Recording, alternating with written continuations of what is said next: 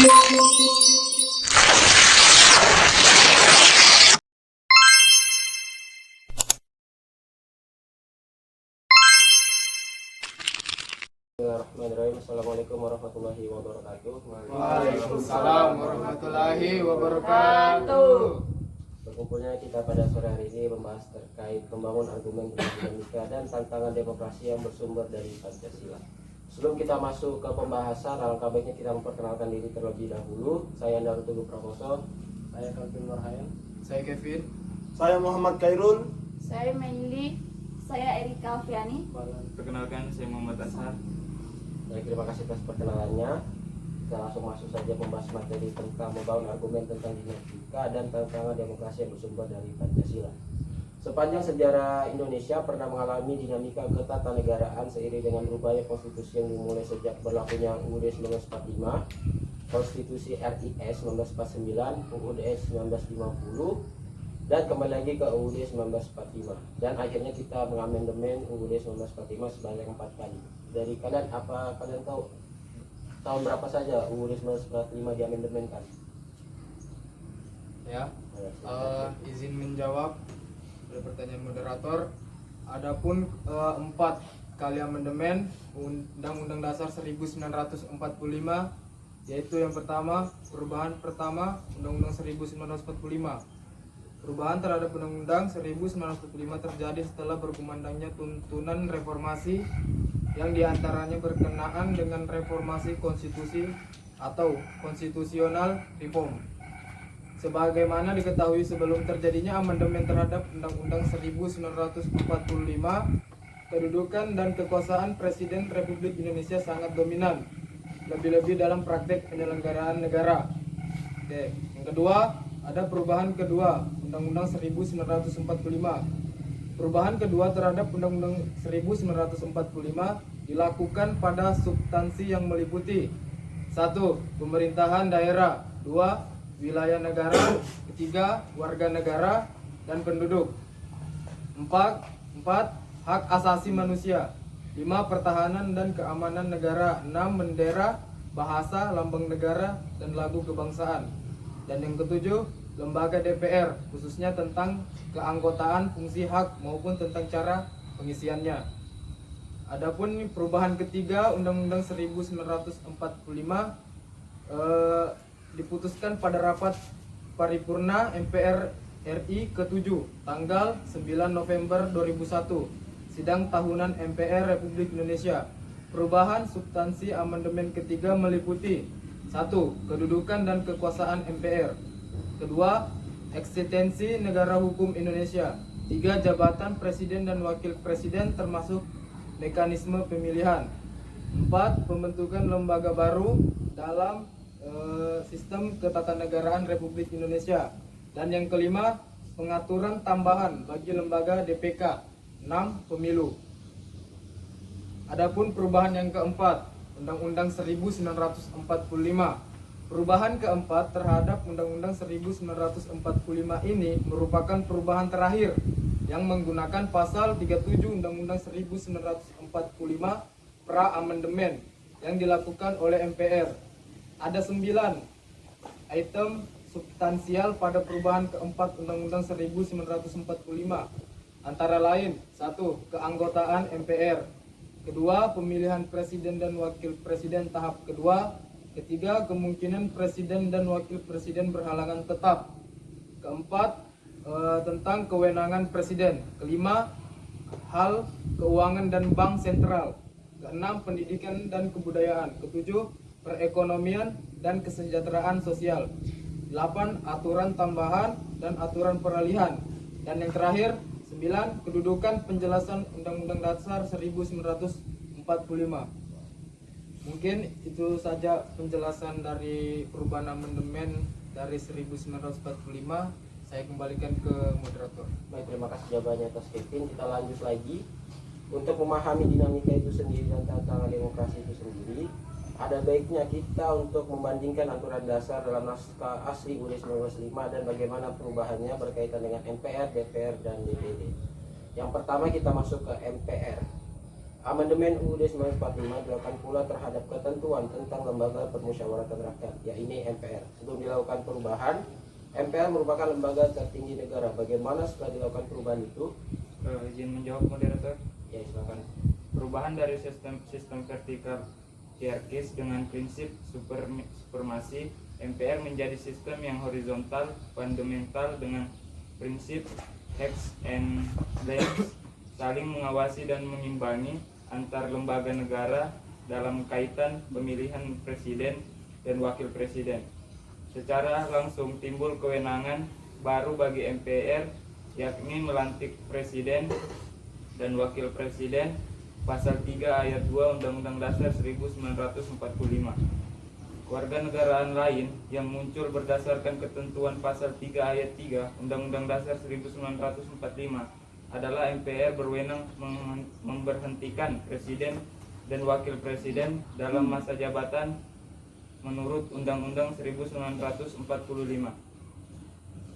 Ketentuan ini harus dihubungkan dengan pasal 7A Undang-Undang 1945 yang berbunyi, presiden dan wakil presiden dapat diberhentikan dalam masa jabatannya oleh Majelis Permusyawaratan Rakyat atas usul Dewan Perwakilan Rakyat, baik apabila terbukti telah melakukan pelanggaran hukum berupa pengkhianatan, tercela maupun terhadap negara, korupsi, penyuapan, tindakan pidana lainnya atau perbuatan tercela, maupun apabila tidak terbukti tidak lagi memenuhi syarat sebagai presiden dan wakil presiden. Baik, saya lanjut. Kewenangan MPR lainnya diatur dalam pasal ayat 2 dan ayat 3 UUD 1945. Pasal tersebut mengatur tentang pengisian lowongan jabatan presiden dan wakil presiden secara bersama-sama atau apabila mana wakil presiden secara bersama-sama atau bila mana wakil presiden berhalangan tetap. Terima kasih. Yang presiden mungkin ada yang bertanya tentang MPR. Ada yang bertanya? Saya rasa tidak ada. Sudah mengerti. Mungkin kita lanjut lagi ke Dewan Perwakilan Rakyat. Mungkin teman-teman ada yang ingin bahas tentang Dewan Perwakilan Rakyat? Ya, Mei.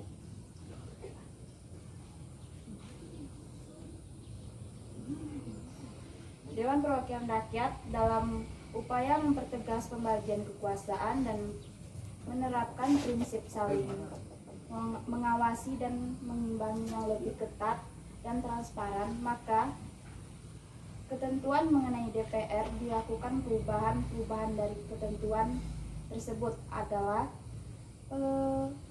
penambahan ketentuan mengenai pemilihan anggota DPR. Dua ketentuan lainnya yakni susunan dan masa sidang DPR tetap tidak berubah. Perubahan Undang-Undang 1945 membawa pengaruh yang cukup besar terhadap kekuasaan DPR dalam bentuk undang-undang. Perubahan yang terjadi, DPR memegang kekuasaan membentuk undang-undang dan membahas RUU bersama Presiden untuk mendapatkan persetujuan bersama. Ada yang ingin menambahkan? Mungkin saya akan menambahkan penjelasan mengenai Dewan Perwakilan Rakyat, yaitu menurut ketentuan pasal 20 ayat adapun fungsi DPR ada 3. Yang pertama, fungsi legislatif. Kedua, fungsi anggaran. Ketiga, fungsi pengawasan. Mungkin teman-teman ada yang bisa menjelaskan apa itu fungsi legislatif? Mungkin biar saya jelaskan aja apa itu fungsi legislatif, apa itu fungsi anggaran, dan fungsi pengawasan. DPR sendiri punya 3 fungsi: fungsi legislatif, fungsi anggaran, dan fungsi pengawasan. Untuk fungsi legislatifnya sendiri itu maksudnya adalah membentuk undang-undang yang dibahas dengan presiden untuk mendapatkan persetujuan bersama. Lalu yang fungsi anggaran sendiri itu maksudnya fungsi yang menyusun dan menetapkan anggaran, pendapatan, dan belanja negara bersama presiden dengan memperhatikan pertimbangan DPD. Lalu yang ketiga itu fungsi pengawasan. Nah, fungsi pengawasan ini terhadap pelaksanaan UUD NRI tahun 1945, undang-undang dan peraturan pelaksanaan lainnya. Mungkin dari fungsi ini kalian ada yang ingin bertanya nggak? Saya akan bertanya lagi. Mungkin penjelasan fungsinya tadi sudah cukup baik.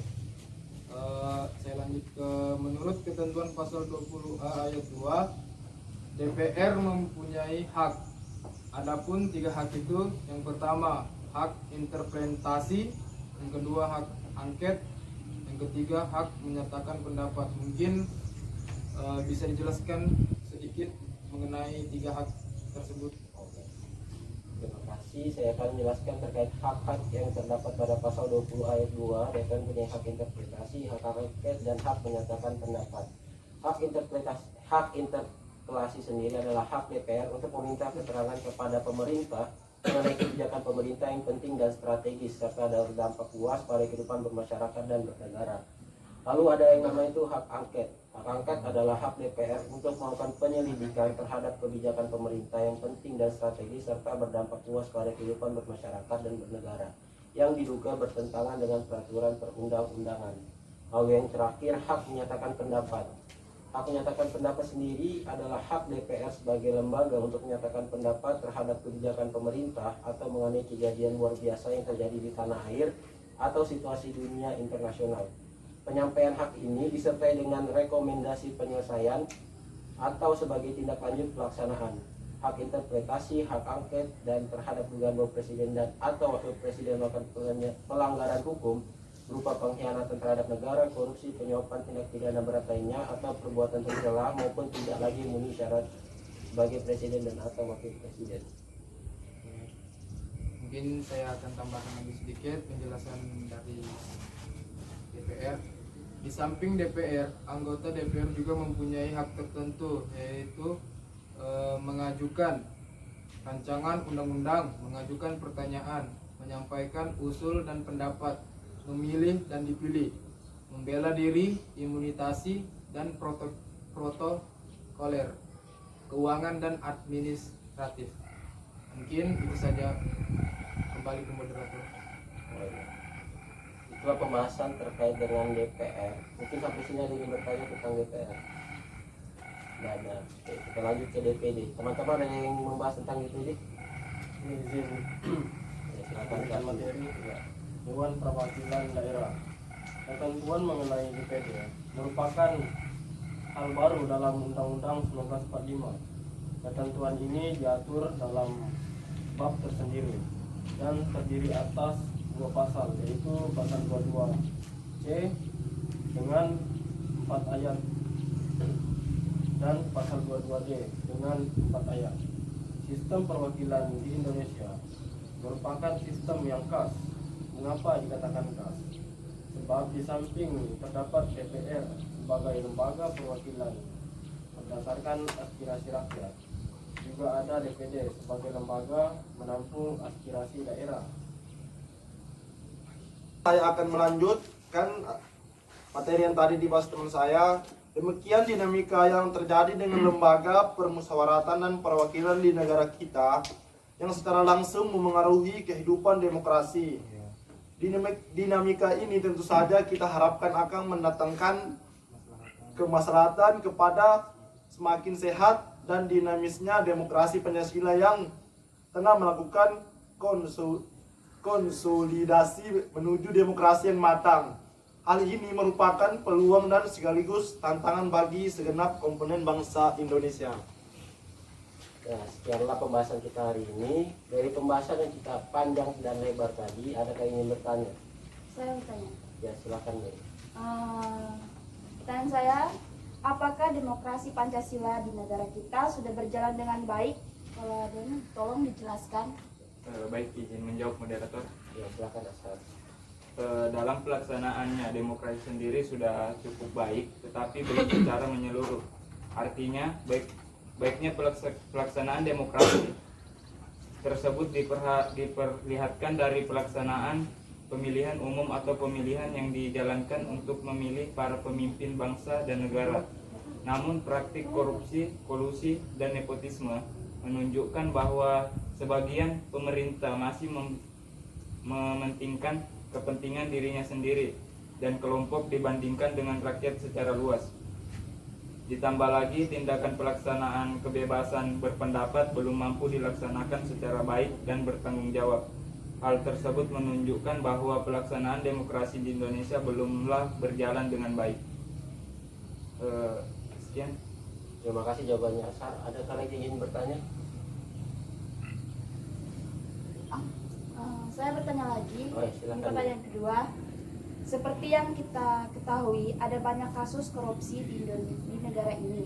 Apakah hubungan antara kasus tersebut dengan demokrasi Pancasila? Mohon jelaskan. Ada yang menjawab? Nah, ingin menjawab. Silakan Vero. Dalam kasus terburuk, lembaga ini dapat digunakan untuk menganiaya lawan politik pemerintah daripada meminta pertanggungjawaban pemerintah.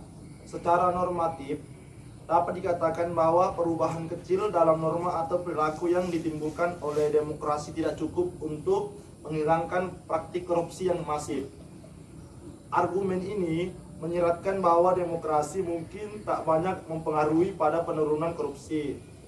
Bahkan sebaliknya dapat meningkatkan korupsi. Oleh karena itu, sulit untuk menarik kesimpulan tentang efek terhadap korupsi. Apalagi ada negara yang tidak menganut paham demokrasi. Ternyata berhasil mengurangi korupsi. Singapura adalah contoh negara yang relatif tidak demokrasi namun berhasil menekan tingkat korupsi tetap rendah. Sebaliknya, negara-negara demokrasi seperti Mongolia,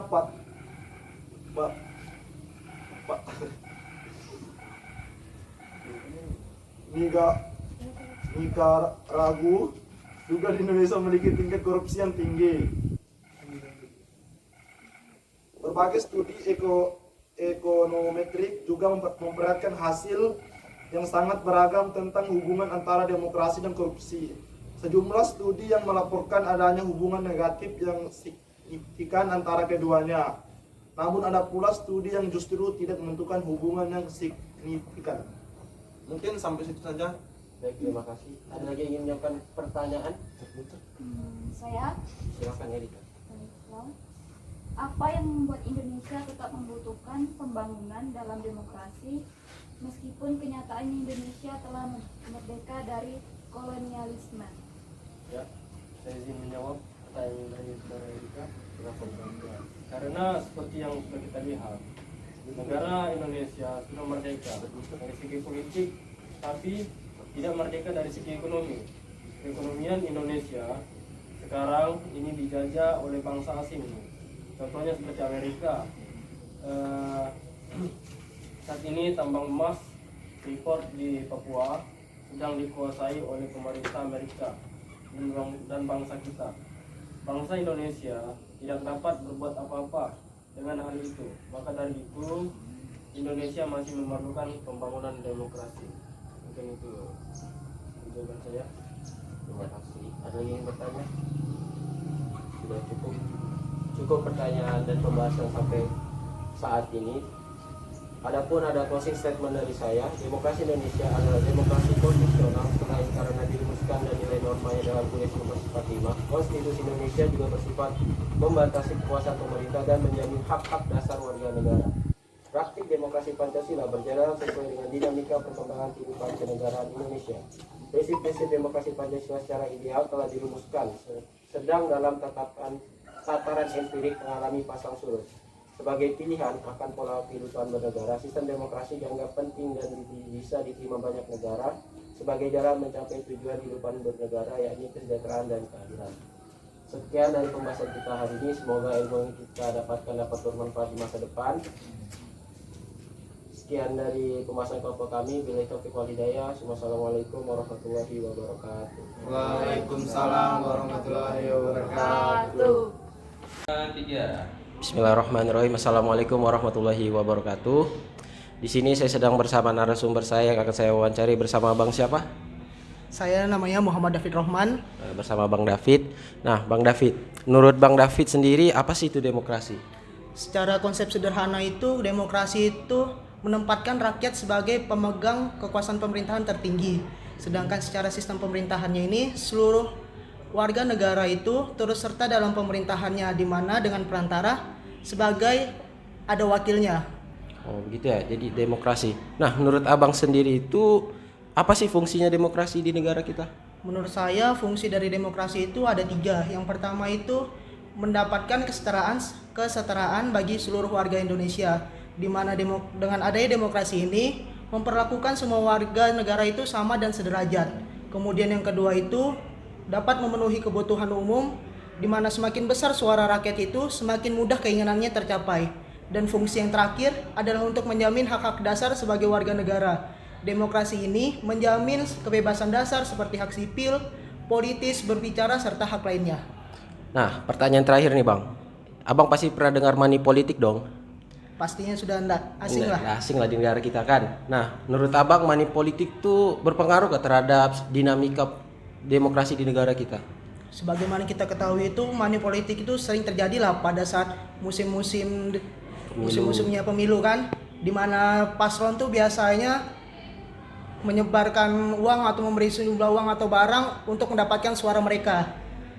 Dengan adanya money politik ini dapat menciptakan paradigma demokrasi itu yang buruk, kemudian menciptakan manajemen politik itu yang korup, seperti itu. Oh, ya. Terima kasih bang. Ya itulah sekian wawancara saya dengan Bang David terkait dinamika demokrasi yang ada di Indonesia. Sekian wawancara saya. Bila itu wal hidayah. Assalamualaikum warahmatullahi wabarakatuh.